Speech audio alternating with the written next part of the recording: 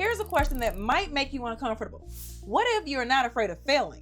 What if the thing that's actually keeping you stuck is the fear of who you'd have to become if you succeeded? Because that version of you, she's different. She has boundaries, she takes up space, she doesn't shrink.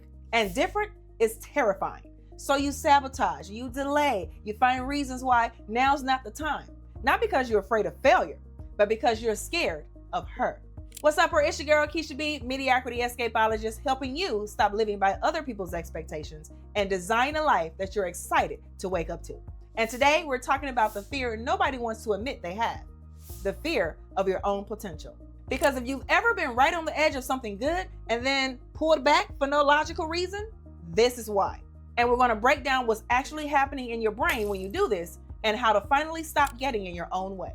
Let's get into it. First, let's talk about what self-sabotage actually looks like, because it's not always obvious.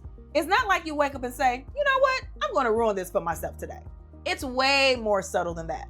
It looks like overthinking until you talk yourself out of it, starting strong and then suddenly losing motivation right before the finish line, finding a flaw in the plan that needs to be fixed before you can move forward. Or my personal favorite, deciding that you need to work on yourself more before you're ready for the thing. And here's what makes it tricky. All of those things sound reasonable. They sound like you're being responsible, strategic, self-aware, but have you ever paid attention to when they happen? They always seem to show up right before a breakthrough, right? Right before something shifts, right before you'd have to step into a bigger version of yourself. So here's the question. Are you not actually ready? Or are you just scared of who you'd have to be if you were? Okay, so let's talk about why this happens. Why we fear her, why we fear success. This is actually a logical response to perceived threat. Here's what your brain knows that you might not consciously realize. Number one, success requires a new identity. When you level up, you don't just get new circumstances. You become a different person. The version of you who achieves a thing, she makes different choices, she has different standards, she says no to the things that old you said yes to. And your brain sees this as loss. Loss of the familiar, loss of who you've always been, loss of relationships that were built around the old version of you. Number two, visibility is vulnerable. When you're playing small, you're safe. Nobody's really paying attention. Nobody has strong opinions about you. You're under the radar. But when you step into that bigger version of yourself, people notice. And not everyone's going to like what they see. Your brain knows this and is trying to protect you from judgment, criticism, and rejection. And number three, there's no going back. This is the one nobody talks about.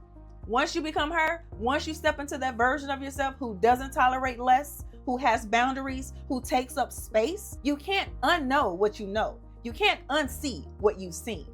That old life, the old patterns, they won't fit anymore. And that's permanent. So your brain hits the brakes, creates obstacles, finds reasons to delay. Not because you're scared of failing, but because you're scared of the irreversible transformation that comes with succeeding.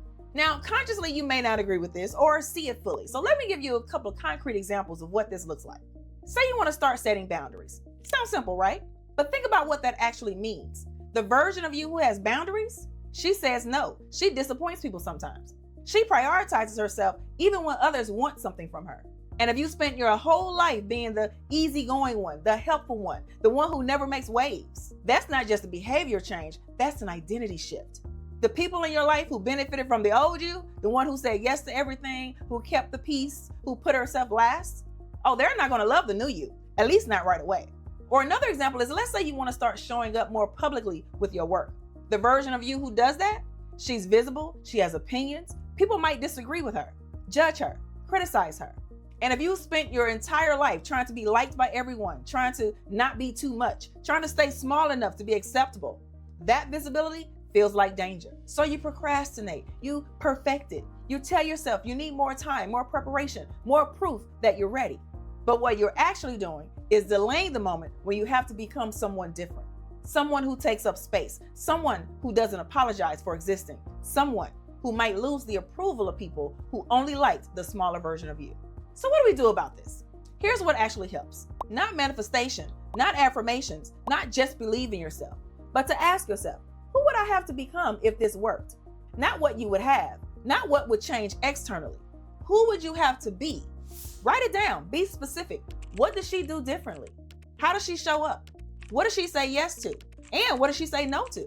Now ask, What scares me about being her? And be honest. Is it that people might not like her? That she'd have to let go of certain relationships? That she'd be visible? That she'd have to maintain a higher standard? Name the fear. Because here's the thing. That fear is not a stop sign. It's just data. Your brain is showing you what you'd have to be willing to lose or face in order to grow. And once you see it clearly, you get to choose. Am I willing to become her anyway? Not am I ready, because you're never going to feel ready. But am I willing? Am I willing to disappoint some people? Am I willing to be visible? Am I willing to let go of who I've been to become who I'm meant to be? And if that answer is yes, even if it's a scared yes, then you start acting like her, being her, doing what she would do today in small ways. When she would set a boundary, you set it. When she would take the risk, you take it. When she would say no, you say no. You don't wait to become her. You become her through action. Now, here's what I need you to understand. You're going to have to become her eventually. That pull toward who you're meant to be, it doesn't go away.